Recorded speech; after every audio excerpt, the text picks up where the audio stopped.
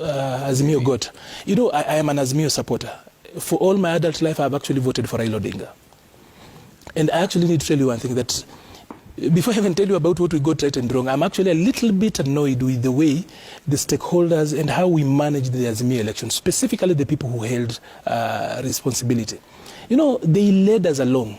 You know, as an adult, I deal in data. As a public policy person, I deal in data, and I'm consulted here and there. On Wednesday, a client gave me their exit polls to actually just look at the outlier, because they weren't getting the outlier, and they wanted to give it to somebody else who had given them the job.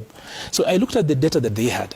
And already by Wednesday evening, we had sufficient data that would point you to where the elections were going, the results were going out.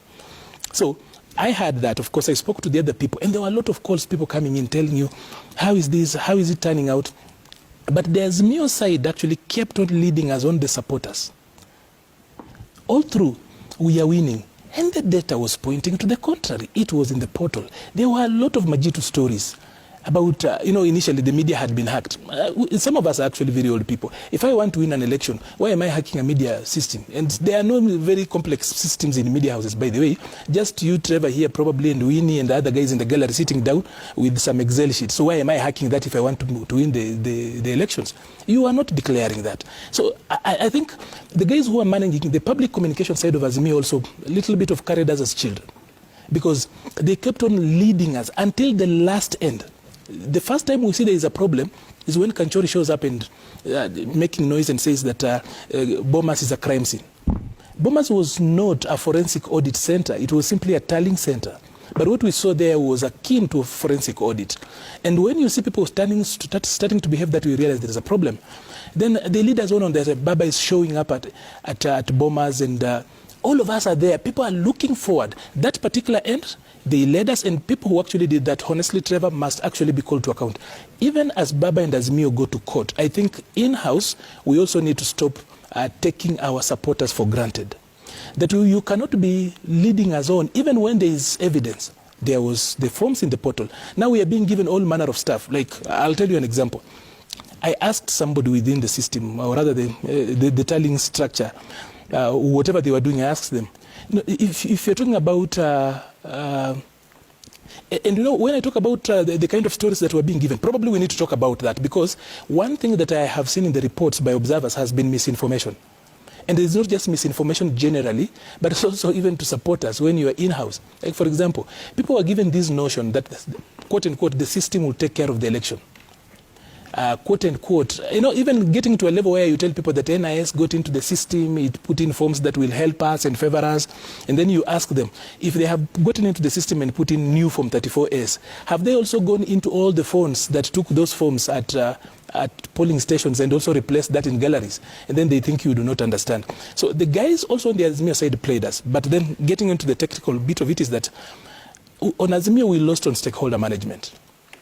From where I sit, this is my analysis. This election was won and lost in Bungoma. Yeah.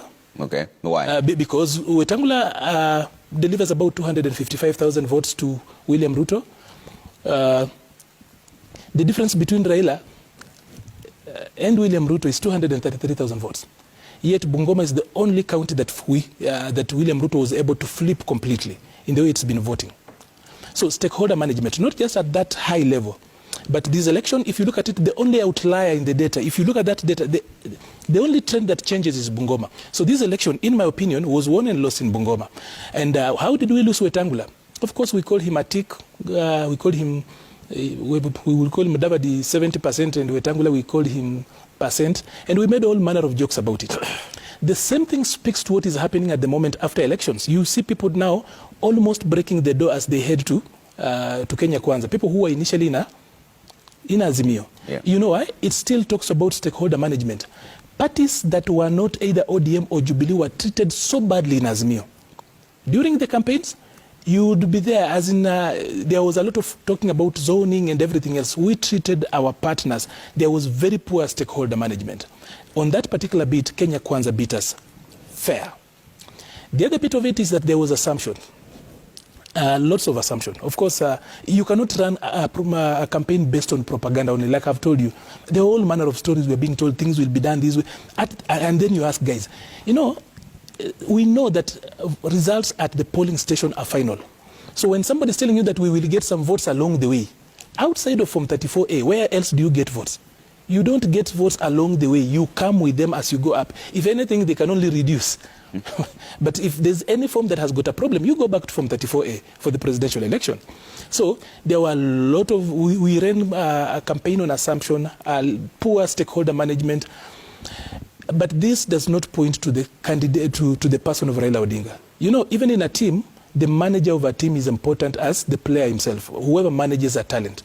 There are a lot of good talents, but if they're not managed well. So even as we move on and ask those things, from where I sit, I might not be thoroughly legal, but I will tell you that I feel we might not even have a serious case at the Supreme Court. That is the truth, because look at the 4 commissioners, for example.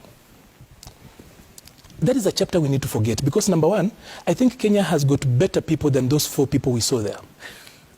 If those are the people who, as in when Chebukati and the others exit, are going to take over the commission, then there's a reason to get worried.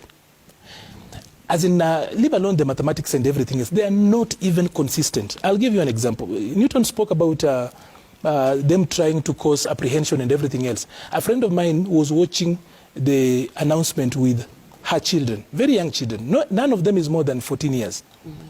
Everybody was glued. And then you guys put in a split screen. Then they saw some other people looking like they are lost at Serena, looking like they want to cry. And on the other side, there was chaos. These young children started crying. You know, that kind of anxiety that the nation is waiting. And people show up, they tell us they'll give us a comprehensive statement going forward. If there's anything, those 4 commissioners need to go home. Because you cannot put the nation to apprehension to that particular level. Again, let me ask you questions, Trevor, that people don't want to ask. Did commissioners expect to vote over our vote?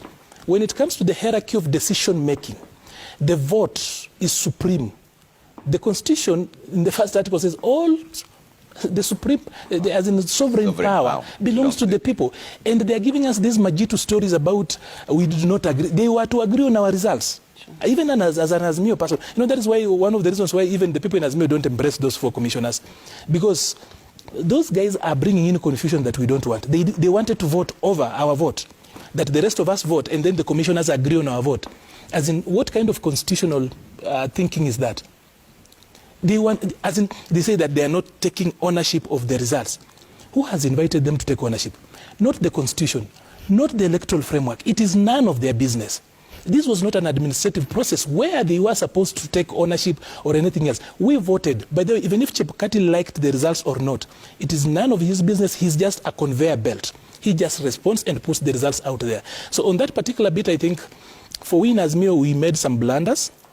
This election, like I've said, was won and lost in Bungoma. Yeah. So the one person who made the difference in this particular election is Moses Wetangula. Okay, we have to stick